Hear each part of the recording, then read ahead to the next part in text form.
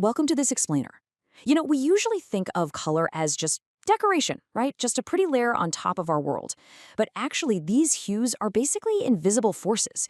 They are secretly pulling our emotional strings every single day. From the clothes we put on in the morning to the digital spaces we're constantly scrolling through, color is always, and I mean absolutely always, communicating with our subconscious.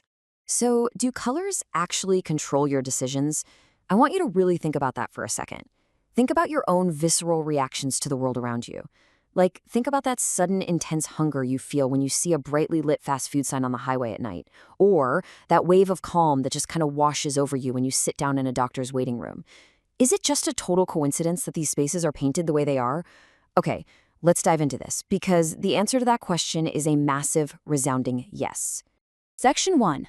Decoding color psychology, the science of emotion. At its core, color psychology is the study of how colors influence emotions, behavior, and decisions. And I really want to emphasize that last part. When a designer or, say, an architect picks a color, it is rarely just some random artistic choice. No, it's a highly calculated science of human behavior. Creators are literally using this science to trigger very specific psychological responses.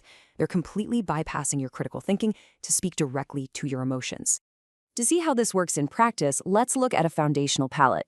Now, what's really interesting about this is how each of these four distinct hues, red, blue, green, and yellow, triggers a drastically different psychological response. Our brains are hardwired by nature and by culture to react to these specific frequencies of light in totally distinct ways. They don't just look different to the eye, they actually feel entirely different to the mind. Let's break down exactly what these colors do. Starting with red. Red represents passion and urgency. It demands your immediate attention and drives rapid action.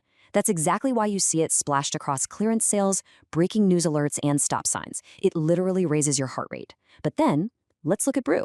Blue brings everything down. It represents trust, it represents calmness. This is why you see it so heavily utilized in healthcare and corporate banking, where reliability and peace of mind are just absolutely paramount.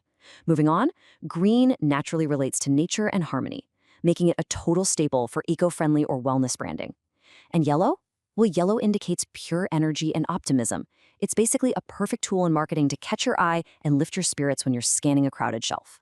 When we group these together, the contrast becomes incredibly clear. On one side, we have warm tones like red and yellow. Think of these as your accelerators. They drive urgency, energy, and rapid action. Then, on the exact opposite side, we have cool tones like blue and green. These are your stabilizers. They build trust, calmness, and long-term harmony. Designers literally choose sides on this spectrum depending on exactly how they want to influence your perception. I mean, if they want you to click a button and buy right this second, they go warm. If they want you to trust their institution with your life savings, they go cool. Section 2. Color in media design, pulling the emotional strings. So, how do creators actually pull those strings? Well, a specific color doesn't just magically appear on a screen. It goes through a really structured creative process. Step 1 is brainstorming. This is where teams generate rapid, unfiltered ideas and basically mind map their core message. Step 2 is visualizing those ideas with mood boards. A mood board organizes the themes, and this is exactly where the color psychology gets locked in to ensure the emotional tone perfectly matches the message. Finally, step 3 is the execution in advertising and films, which is where that carefully chosen color palette comes to life to actually shape consumer perception. Think about this in the context of cinema. In films, colors highlight emotions and themes. Just imagine a movie scene opening on a stark, cold, blue-tinted room. Before a single actor even steps into the frame, before one single line of dialogue is ever spoken, the filmmaker has already told you that this world is isolated, maybe clinical, or perhaps deeply sorrowful. They've established the entire emotional stakes of the narrative using absolutely nothing but color. And this brilliantly illustrates the core takeaway from our source material. Thus, colors play a key role in communication. Color is essentially a silent language. It allows creators to completely bypass literal language barriers and communicate really complex emotions globally. Whether you are in Tokyo, New York, or Paris, the urgent red of an error screen or the calming blue of a social media interface speaks a totally universal vocabulary of human feeling. Section 3. Mastering Strategic Communication, the Real-World Impact. The real-world applications of this are as diverse as they are powerful. Marketers use strategic colors to instantly attract consumers, stand out from competitors, and boost sales. Filmmakers apply it to seamlessly enhance the mood of their stories, but it goes way beyond just entertainment and sales. In the classroom, educators use color coding to actively aid memory, retention, and learning among students. And over in hospitals, healthcare administrators use calming colors to actively reduce patient stress. In every single one of these fields, the strategic application of color connects professionals directly to their desired outcomes.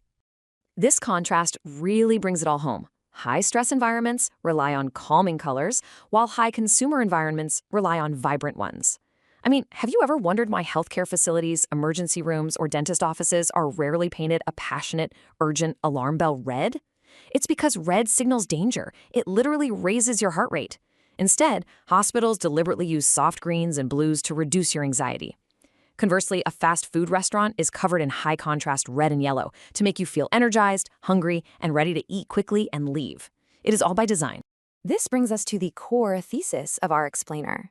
Strategic color application helps designers, educators, and businesses achieve their desired outcomes. We live in an incredibly noisy digital age, right? We're bombarded with thousands of images, videos, and ads every single day. In this landscape, understanding color psychology is the ultimate tool.